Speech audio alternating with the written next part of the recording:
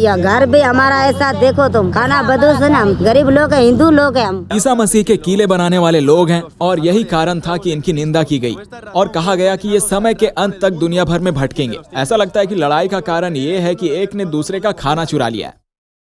स्वागत है एक नए रोमांचक सफर में। हम पाकिस्तान की एक शोरगुल वाली सड़क पर हैं। जैसा कि आप देख रहे हैं, आज हम एक ऐसे जातीय समूह के साथ रहने जा रहे हैं जो कि मेरी राय में उनकी उत्पत्ति से लेकर दुनिया भर में वे कैसे फले और आज वे अपनी परंपराओं को कैसे जीते हैं, सब कुछ बहुत दिलचस्प है। मैं जिप्सीज के बारे में बात कर रहा हूँ, जिन्हें रोमा जिप्सीज या रोमा पीपल्स भी कहा जाता है। वास्तव में स्पेन में बहुत से लोग सोचते हैं कि जिप्सी स्पेन से आते हैं, अन्य जो सोचते हैं वे रोमानिया पूर्वी यूरोप से आते हैं, लेकिन ये यहाँ से नहीं आते। हम अभी भारत के पड़ोसी पाकिस्तान में हैं और इन रहस्यमयी लोगों की उत्पत्ति की जगह भारत और पाकिस्तान के उत्तरी क्षेत्र, राजस्थान और कश्मीर है। इसका मतलब है हम उसी जगह पर हैं जहाँ से ये जातीय समूह पैदा हुआ था। आज वे लगभग पूरी दुनिया में फैले हुए हैं और वे उन परंपराओं, संस्कृति और जीवन शैली को बनाए रखते हैं जो उन सभी को एकजुट करती है। और अलग अलग देशों में दिलचस्प अंतर भी दिखता है। वे क्या प्रस्ताव रखते हैं और उन्हें ये वीडियो, ये विषय कितना पसंद आता है। अगर आप दुनिया भर के जिप्सी जनजाति के लोगों से मिलना और उनके साथ रहना चाहते हैं तो इस वीडियो को सपोर्ट कीजिए।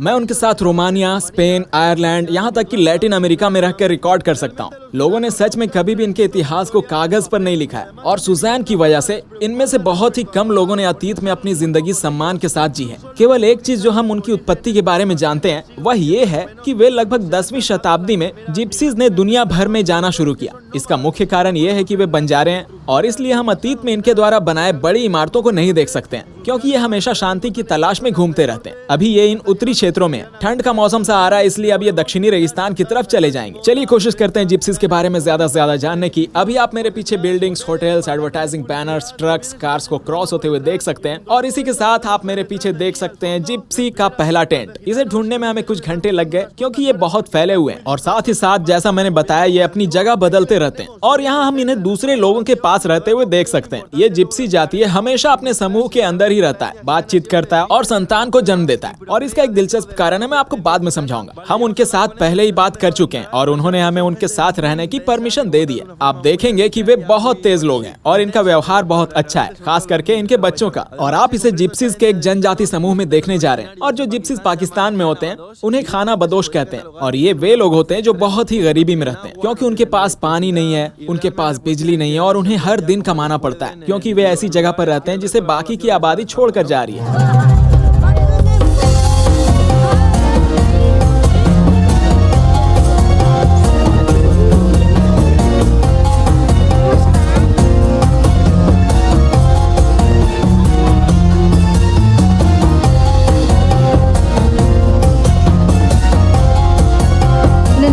खाना बदोश है। हम 10-15 दिन हमें हो चुके हैं जब यहाँ पे आए हुए। तो ननिहाल वाले यहाँ रहते हैं तो उनका दुख दर्द देख के तो हम कराची से यहाँ पे आए जा। ये तो मुझे पता नहीं, ये तो हमारे बाप दादा जो है जा उनसे शुरू ये मसला चल रहा है जा। ना पानी है, पानी कभी वहाँ से भर के लाते हैं, दूर से पानी लाते हैं, कभी वो इस्लामाबाद के इलाके से, कभी यहाँ से। आदमी जाते हैं मेहनत मजदूरी करके लाते हैं, जो को लकड़ी खरीद कर ली, को सब्जी खरीद कर ली, को नाश्ता खरीद कर लिया। सलमान अल्हम्दुलिल्लाह हम सारे इधर मुसलमान हैं, सब सुन्नी हैं, कपड़े के कारोबार करते हैं, मेहनत मजदूरी करने हैं, बस कब थोड़ा थोड़ा नहीं चुकते हैं। बैठे बेटा अंदर बैठे। जैसा कि हम यहाँ इस जगह को देख सकते हैं जहाँ ये पैदा होते हैं, यही जिंदगी जीते हैं और रुखसत हो जाते हैं। और ये उन सभी जिप्सीज जिनसे मैं अब तक मिल चुका हूँ उनमें एक जैसा है। जो मेहमान नवाजी हमने यहाँ अनुभव करी है वैसी ये मेहमान नवाजी पाकिस्तान की दूसरी जनजातियों में भी देखी जाती है। लेकिन ये सच है, जिप्सीज बहुत ही खुले व्यवहार, आदर सत्कार वाले होते हैं और उन्होंने हमें चाय के लिए बुलाया जिसके लिए हमने उन्हें पैसे भी दिए क्योंकि ये बहुत गरीब लोग हैं। भले ही ये उनके सत्कार करने का तरीका हो, फिर भी हम उन्हें कम से कम परेशान करना चाहते हैं और उनकी मदद करना चाहते हैं क्योंकि हम प्रोजेक्ट वेल्डियावेरो पर हैं, जिससे हम उन्हें कुछ साधन देना चाहते हैं जिससे वे जलाऊ लकड़ी खरीद सकें और उन्हें जलाकर चाय बनाना सीख सकें। उन्हें जो भी सड़कों पर पड़ा हुआ मिलता है जैसे कि प्लास्टिक बैग्स, वो उसे इकट्ठा करते हैं और उसे आग जलाने के लिए इस्तेमाल करते हैं। ये बहुत ही विषैला होता है लेकिन यही उनका तरीका है। शुरुआत में यूरोप के स्पेन में 1.1 करोड़ जिप्सीज रहते थे। हालांकि ये जो आंकड़े मैं आपको बता रहा हूँ उसका कोई परीक्षण नहीं किया गया है, लेकिन अब ये दुनिया भर के सामान्य नागरिकों के साथ घुल मिल चुके हैं, तो अब कौन कहां से उनका पता लगाना काफी मुश्किल है।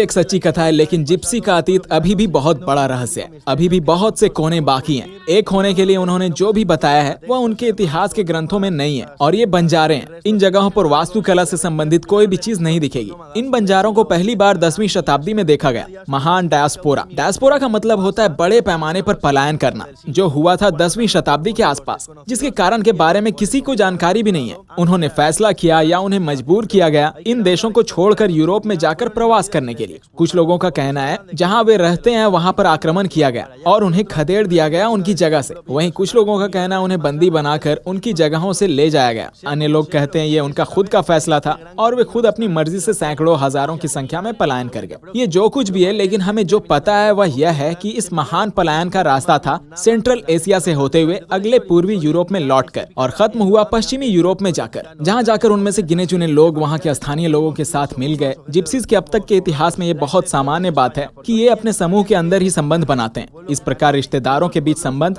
जैसे कोई रिश्तेदार या उनके ही शहर के उनके जाति के दूसरे लोग। आजकल स्पेन एक अपवाद बन गया जहाँ पर जिप्सी और वहाँ के स्थानीय लोग के बीच संबंध बनाए जाते हैं, लेकिन दुनिया भर में इनका इतिहास बहुत अलग रहा है। उनकी एक संस्कृति दिखती है, ये एक दूसरे से मिलते हैं और आपसी बनाकर रखते हैं, भले उनका मूल यूरोपियन से हो। जब जिप्सीज 10वीं शताब्दी में वहाँ पहुंचे, उन्होंने वहाँ एक महान रहस्यमयी उत्पत्ति को जन्म दिया और उनका कहना था कि उनका एक तरीका है अपनी जाति की रक्षा करने का, जिससे कि किसी को ये पता न चल सके कि वे कहाँ से आए और अपने लोगों की रक्षा हो सके, क्योंकि उनकी तादाद बहुत कम थी और अभी भी है। उनका जीने का ढंग ही अलग है। उन्होंने कभी किन्हीं कानूनों का पालन नहीं किया है और ये पीढ़ी दर पीढ़ी चला आ रहा है कि वे संसाधनों के बिना रहने वाले गरीब और सीमांत लोग हैं।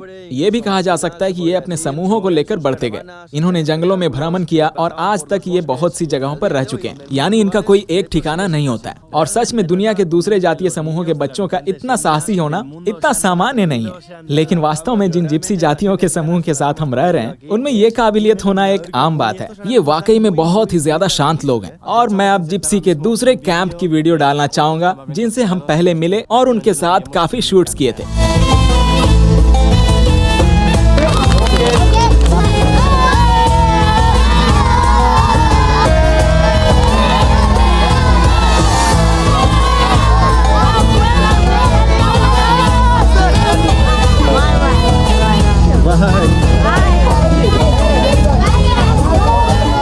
हम कुछ लोगों से मिले जिनके पास मुर्गी थी और उन्होंने उन्हें आपस में लड़ाना शुरू कर दिया, जिसे रॉबर्ट कहा जाता है।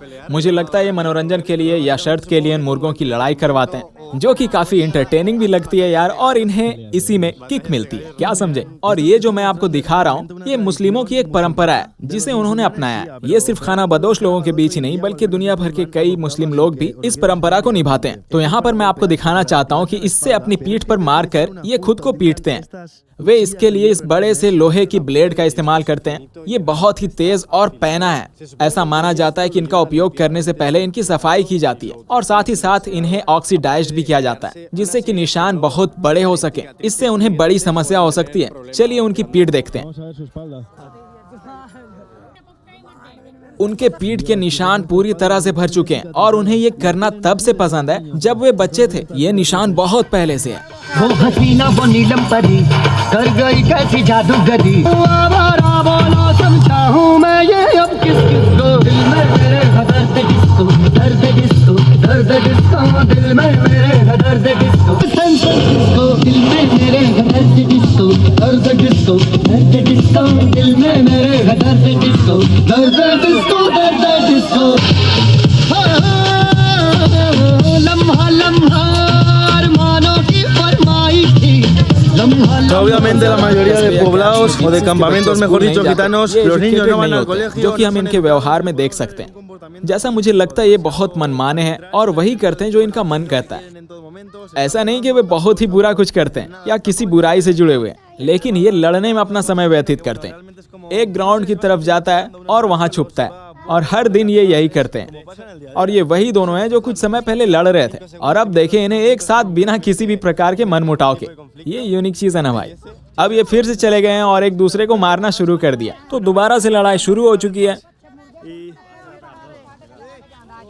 और हमने इस कैंप को छोड़ना ठीक समझा क्योंकि वे थोड़े आक्रामक हो रहे थे। हाँ, शायद थोड़े आक्रामक और लड़ाई झगड़े करने लगे थे। हमने उस परिवार की मदद भी की और हमने उस व्यक्ति को भी दिया जो हमें डांस के कुछ स्टेप्स सिखा रहा था। लेकिन अचानक दूसरे कैंप से भी लोग आने लगे जिन्होंने हमें एक खास प्रकार का तंबाकू खिलाया जो कि भारत के बर्मा में खाया जाता है। जड़ी बूटियों और तंबाकू के साथ और भी कुछ था जिससे मुंह लाल हो गया था, जिसने हमें और भी तेज और अनियंत्रित बना दिया और वहाँ का माहौल एक अलग ही तरीके से बदलना शुरू हो गया था। वैसे भी एक्चुअल में हम कुछ ज्यादा नहीं करते, लेकिन ये एकमात्र जगह है जहां हमारे साथ ये हुआ। बाकियों ने हमारा सत्कार बहुत अच्छे से किया, हमारे आने से लेकर हमारे जाने तक, जबकि ये दिखने में बहुत शांत थे। और बाकी के लोग जो हमें बहुत स्ट्रिक्ट दिख रहे थे वे काफी ज्यादा घुले मिले हुए थे, खास करके जो बड़ी संख्या में बच्चे मिले उनके साथ। खैर, हम इतिहास की खोज जारी रखते हैं और दिखाते हैं इस जिप्सीज के कस्बे को जो हमने रिकॉर्ड किया है। जैसा कि मैंने पहले कहा था कि खाना बदोश और किसी भी प्रकार की नक्काशी का कोई संबंध नहीं है, लेकिन यहाँ के जिप्सीज की यही खासियत है। जिप्सीज ने यहाँ नक्काशी को अपनाया। यह नक्काशी पूरे पाकिस्तान में कहीं नहीं मिलती है, जिसकी वजह से हमें लगता है कि ये बहुत जरूरी हो गया दक्षिण अफ्रीका की तरफ जाकर दूसरे जिप्सीज के कस्बों को देखना, जहाँ ये अलग तरह की जिंदगियां भी जी रहे हैं, जैसा कि हमने यहाँ देखा। अभी हम दक्षिणी क्षेत्र में हैं, थार रेगिस्तान के आसपास, और हमें यहाँ कुछ ऐसे जिप्सीज मिले जिनके पास सोने के लिए टेंट्स भी नहीं है। ये यहाँ खुले में सोते हैं। दिन में यहाँ बहुत गर्मी होती है क्योंकि ये जगह रेगिस्तान में, और रात में यहाँ ठंड होती है। ये ईरान और पाकिस्तान से होते हुए यहाँ से चले गए और ये खुद को योगी बुलाते हैं। अब हम इनके बारे में थोड़ा और जानते हैं।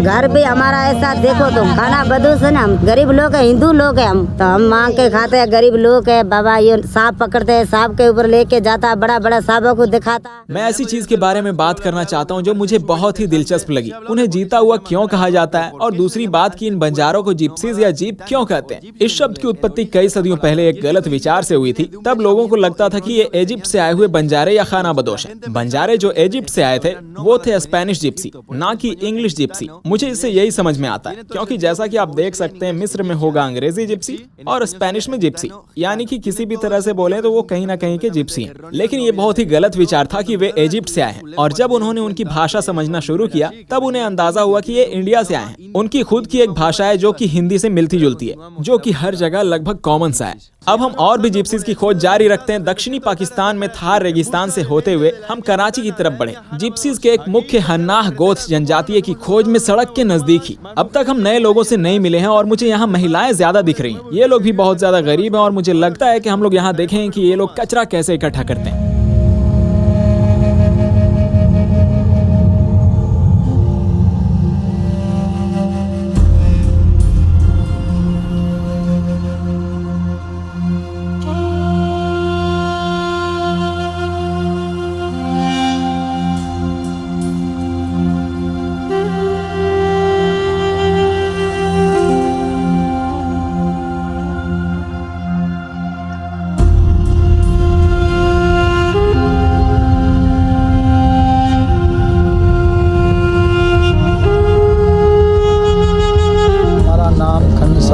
गदा बदा ढूंढता है। ये कोई हमारा ना बन्नी है, ना हमारा जमीन है, ना हमारा गाड़ी है, कुछ भी नहीं है। मांगते कोई गदा ढूंढते, नहीं चलता हूँ ना फिरता हूँ, एक जगह पे बैठाता हूँ। हमारे पास पोला होता है, ये हमारी गाड़ी है, ये हमारी कुर्सी है, इधर पे बैठता हूँ। बस जो कोई ना हमारा नहीं हाथों से काम है ना टांगों से काम है। जैसे गरीब है, ये कोराड़ी हमारी है, ये मेरे के ढूंढ के 50-100 आते हैं, बस बच्चे खाते हैं कुछ। इस कैंप ने मुझे बहुत प्रभावित किया क्योंकि अब तक हम जिन जिप्सीज के साथ रहे वे बहुत ही जिंदा दिल और खुश लोग थे। जिस तरह से वो रहते थे वे उसी में खुश थे। उनकी बातों में एक तेजी सी थी। मुझे पता नहीं है आपको कैसे समझाऊं, लेकिन यहाँ जैसा कि पॉल ने कहा, यहाँ ऐसा बिल्कुल नहीं है। और केवल इतना ही नहीं, हमने उनसे उनके प्रसिद्ध जिप्सीज के त्योहारों के बारे में पूछा, जैसे कि उनकी शादियां और कुछ महत्वपूर्ण बातें, जैसे उन्होंने अपने पूरे साल क्या किया, कुछ ऐसी महत्वपूर्ण डेट्स। लेकिन यहाँ कुछ नहीं मनाया जाता क्योंकि उनके पास पैसे नहीं है, उनके पास कोई साधन नहीं है किसी भी त्योहार को मनाने के लिए। वे कुछ नहीं जानते, वे बस यहाँ एकजुट होकर रहते हैं, साथ साथ रहते हैं और बस, इसके अलावा और कुछ नहीं। और मुझे लगता है ये सच्चाई है क्योंकि यहाँ पाकिस्तान में हर कोई ऐसे नहीं रहता। हालांकि ये भी बहुत सीमित लोग हैं जो यहाँ रह रहे हैं, ये देशों के अलग अलग जगहों से आते हैं और ये सच्चाई है कि हम जिप्सीज की ऐसी समूह को देख रहे हैं। हालांकि पुराने जमाने में इस जातीय समूह के बारे में, इन लोगों के बारे में हजारों कल्पनाएं की गई हैं और वे उन कल्पनाओं के साथ रहे भी हैं। जैसा कि जिप्सी लोगों की उत्पत्ति से ही ऐसी कहानियां हैं, जिन्होंने कहा कि जिप्सी सीरिया के चाल्डियन जादूगर थे जो केन के वंशज हैं। यहाँ तक कि ये इजराइल की एक जनजाति फेरोह इन फेरोनिक इजिप्ट से भी संबंधित थे, जो अब खत्म हो चुकी है। और हम देख सकते हैं कि कई तरह की गलत कहानियां इनके बारे में प्रचलित हैं, जो कि मुझे लगता है अलग अलग जगहों से आती हैं। जब ये सदियों पहले यूरोप पहुंचे तो वे खुद अपनी उत्पत्ति के साथ अपनी कहानियों के बारे में कल्पना करते थे। एक बाल्कन भी है जो कहते हैं जिप्सीज ईसा मसीह के किले बनाने वाले लोग हैं और यही कारण था कि इनकी निंदा की गई और कहा गया कि ये समय के अंत तक दुनिया भर में भटकेंगे। लेकिन सच ये है कि ऐसा कोई प्रमाण नहीं है कि उस समय जिप्सीज मध्य पूर्व में थे। तो ज्यादातर बातें सिर्फ कही सुनी हुई है, जिन पर यकीन कर पाना एकदम से मुमकिन नहीं है, क्योंकि कुछ लोगों का मानना ए है तो कुछ लोगों का बी, एकदम से कंफ्यूजन वाली। और इसका वास्तव में कारण है कि ऐतिहासिक रूप से कुछ क्लियर ही नहीं है। और दुख की बात तो ये है कि ये बहुत सीमित जीवन जीते हैं, इन्होंने खुद को समेट रखा है। जबकि ये भी सच है कि कुछ लोगों ने रुचि ली है इनमें और प्रयास भी किया है इन्हें अपने साथ मिलाने का, जिस संयोजन से जिप्सीज देश में रह पाते हैं, क्योंकि ये खुद को बाकी समाज से दूर रखते हैं। और यही सबसे बड़ा कारण था कि मैं हमेशा से इस जनजाति समूह के साथ रहकर इनको जानने की रुचि ली है, क्योंकि ये वे लोग हैं जिनके बारे में हम जानना चाहते हैं लेकिन जानते नहीं है। इसलिए मैं बाकी देशों जैसे स्पेन, रोमानिया और आयरलैंड के जिप्सी जनजातीय समूह के साथ रहना पसंद करूंगा, जिससे मैं भविष्य में इनके बारे में और जान सकूं। तो अगर आपको ये वीडियो पसंद आ रही है और अगर आप दुनिया भर में फैले इन जनजातीय समूह के बारे में और भी जानना चाहते हैं तो मेरे साथ वीडियो में बने रहें। हमने वो बहुत गरीब है कि इधर बहुत झुग्गियाँ बैठी हैं गुलशन के अंदर, कोई कराची के अंदर पड़े हैं, कोई गरीब लोग, हमारे को कोई राशन, कोई ऐसे नहीं है, कोई प्लाट नहीं है। मुझे लगता है कि जितने भी कैंप्स हमने अब तक देखे हैं, बिना किसी संदेह के ये सबसे गरीब कैंप है। और अगर आपने इनके कैंप्स को ध्यान से देखा होगा तो सबसे कम संसाधनों वाला भी। यहाँ के बच्चे और भी ज्यादा नीचे जा रहे हैं। यहाँ लोगों की भावनाएं बहुत ज्यादा थी, लोग बहुत ही उदास, लेकिन यह यहाँ के लोगों का सामान्य व्यवहार है। हम यहाँ घूम रहे थे और कैंप्स देख रहे थे और यहाँ सभी के चेहरे पर उदासी थी, जैसा हमें पहले ही मालूम चल चुका था। यह एल्बम यहाँ 2016 में आया था, जो कि बीटल नेक का है, जिसके बारे में हम पिछली कई वीडियोस में बात कर चुके हैं। यह एक प्रकार का ड्रग है जिसे चबाया जाता है, लेकिन यहाँ समस्या ये है कि लोग यहाँ बहुत ही कम उम्र में इसका सेवन शुरू कर देते हैं। हमने 8 से 12 साल के बच्चों को देखा है जिनके मुंह लाल हैं, जो बहुत अधिक वाइटल नेट का सेवन करने का लक्षण है। इंडिया बर्मा में गिरे हुए दांत होना आम बात है, लेकिन इतने छोटे बच्चों में नहीं। हमने यहाँ एक और चीज देखी, यहाँ एक जगह पर लड़ाई हुई है और अब वे एक दूसरे को मारने गए हैं। वो वहाँ जा रहे हैं उन्हें पकड़ने और उन्हें मारने। मैं उन बच्चों के बीच उन्हें चिल्ला रहा था, लेकिन वो अभी से ही बड़ों की तरह व्यवहार कर रहे थे। मुझे लगता है इन जगहों पर तनाव पैदा करना और छोटी सी छोटी बात को भयानक कर देना, ये सब यहाँ होना बहुत सामान्य बात है। उन्हें बाहर आने दें और रुक कर उनका इंतजार करें, और उनके बाहर आते ही फिर से चिल्लाना शुरू कर देते हैं। उनमें से एक जो उसे लेकर जा रहे हैं, उसने हाथ में छड़ी ली हुई है और छड़ी से उसे मारने के लिए उसे वापस दौड़ा रहा है और वह एक महिला को पकड़ रहा है। ये बहुत दुख की बात है, क्योंकि ये उन परिस्थितियों की वजह से है जिसमें ये रहते हैं। उन्हें देखकर ऐसा लगता है कि लड़ाई का कारण ये था कि एक ने दूसरे का कुछ खाना चुरा लिया था। जो इस जगह पर रह रहे हैं, साफ जाहिर है कि ये लोग स्कूल नहीं जाते, और ये काफी दुख की बात है कि इनके पास कोई तालीम नहीं है, जिसकी वजह से ये बहुत सारे मानवीय अधिकार को मिस कर देते हैं। और हम बात कर रहे हैं कि इससे हर जगह मानवीय अधिकारों का उल्लंघन होता है। जहाँ भी मैं देखता हूँ वह एक व्यक्तिगत लड़ाई हो रही है एक दूसरे के बीच, और कुछ लोग कैंप्स को यहाँ से दूर कर रहे हैं शांति के लिए। ऐसा लगता है पूरा साल चला जाता है ऐसे ही, और यहाँ हर दिन ऐसा ही होता है अभी की तरह। लेकिन जो मुझे लगता है वह यह है कि यहाँ पाकिस्तान के जिप्सीज ने हमारे साथ बहुत अच्छा व्यवहार किया। उन्होंने बहुत अच्छे से हमारा स्वागत किया, हमें इन जगहों पर घूमने दिया, इन जगहों की फोटो भी लेने दी। हालांकि हम बाद में उनकी मदद भी करते हैं, क्योंकि जिस तरीके से ये रहते हैं वह बहुत दुखद है। किसी भी समय हमने खुद को खतरे में या असुरक्षित महसूस नहीं किया, ना हमें किसी भी समय इनसे डर लगा या हम घबराए हों, और ना तो इन्होंने हमें लूटने की कोशिश की। हालांकि ये ऐसे लोग हैं जिनके पास कुछ भी नहीं है, लेकिन ये सब हमारे साथ बहुत ईमानदार थे। हम यहाँ हमारे कैमराज के साथ आए अपने काम करने। हमारे पास महंगे मोबाइल फोन्स थे हमारी जेब में, बाहर हमारे बैकपैक्स भी रखे हुए थे, लेकिन हमें ऐसा कुछ महसूस नहीं हुआ कि कुछ भी खतरे में या कोई भी चीज जोखिम में, जिस बात ने मुझे काफी खुश किया। ये हमारा एक्सपीरियंस है कि हम इन पर भरोसा कर पाए। मुझे दुख है कि यहाँ कुछ ऐसा भी हुआ है जिसे मैं यहाँ पर दिखाना नहीं चाहूंगा, क्योंकि मैं उनकी छवि किसी खराब तरीके से नहीं दिखाना चाहता। ये उनकी उनके लिए उचित नहीं होगा। ये भी सच है कि हमने उन्हें आपस में लड़ते हुए और दुश्मनों जैसा व्यवहार करते हुए देखा है, लेकिन हाँ, हमारे साथ बिल्कुल नहीं। उन्होंने शुरुआत में पेशावर के पास हमें चाय भी पिलाई। इस बारे में बात करते हुए मैं कुछ सॉफ्ट ड्रिंक ले लेता हूँ। हम बात कर रहे थे कि वे बेहद खुश हैं कि हम यहाँ आए और वो दुनिया को एक संदेश देना चाहते हैं कि उन्हें सबकी मदद की बहुत जरूरत है, क्योंकि वाकई में वे बहुत जरूरतमंद हैं। पाकिस्तान और इंडिया के जिप्सी समूह की अपनी अलग संस्कृति है। उनके शादी करने के तरीके, उनका गानों पर डांस करने का तरीका, जैसा कि हमने शुरू में देखा था। इस शोर के लिए माफी चाहता हूँ। हम मिल रहे हैं कुछ दिन बाद फिर से। उत्तर में राजधानी इस्लामाबाद के आसपास जिप्सी जातीय समूह को ढूंढते ढूंढते एक हफ्ता हो गया। हमने देश के उत्तर और दक्षिण दोनों और इन्हें अलग अलग परिस्थिति में देखा, अलग अलग परंपराओं और अलग अलग स्तर की गरीबी में सीमित देखा है। कुछ ने अपने सांस्कृतिक पहलुओं को संभाल कर रखा, वहीं कुछ लोगों ने नहीं। लेकिन वास्तव में ये काफी दिलचस्प रहा जो हमने पेश किया है। वे सभी एक समान बोली का उपयोग करते हैं, ऐसी बोली जिसे बोलना मैं तो नहीं जानता, लेकिन यह स्पेन में रहने वाले जिप्सी जनजातीय समूह के द्वारा बोले जाने वाली बोली की तरह ही है। इसका मतलब है यहाँ के लोग और स्पेन के जिप्सी जनजाति लोग एक समान है, काम से काम, और इनकी बोली तो जरूर यहाँ से आती है, क्योंकि उनके संगीत का स्वर बहुत ही समान है, बहुत ही मिलता जुलता है। जैसा कि मैंने कहा, ये एक महान सीरीज का लेसन 0 है जिसे हर कोई कर सकता है, जो कि बहुत ही रोचक है। और अगर आप इसे कर सकते हैं तो मुझे बहुत ही खुशी होगी। पूरी दुनिया के जिप्सी जनजातीय समूह के लोग उन परंपराओं की खोज कर रहे हैं जो उनके अंदर रहती है, और मुझे ये बहुत पसंद आएगी, क्योंकि ये लोग मुझे बहुत दिलचस्प लगे हैं। मुझे लगता है कि वे बहुत कम समझते हैं, लेकिन इन्हें इकट्ठे होकर रहना चाहिए। और मुझे ये भी नहीं पता कि मैं उन्हें कैसे समझा सकता हूँ, लेकिन वीडियो के जरिए मैंने काफी कोशिश की आप लोगों तक इनके जीवन को पेश करने की। उम्मीद करता हूँ कि आपको ये वीडियो पसंद आया होगा। और हाँ, पाकिस्तान की एक और वीडियो है जो आप जल्दी देखेंगे। हम पाकिस्तान के क्लेवेरो चैनल का भी रोमांचक दौरा करेंगे। तो मिलते हैं अगले वीडियो में। गम सोहना सनम नी बिया जल्दी ठहरे मौला कसम, नी बिया जल्दी ठहरे मौला कसम, थई जुदाई ये बाजी गम सोहना सनम नी बिया जल्दी ठहरे मौला कसम, नी बिया जल्दी ठहरे मौला कसम। शब रोश मई दिलारो गो ख्याल थई ब्याथ गिंद अष्टा सेवा छे।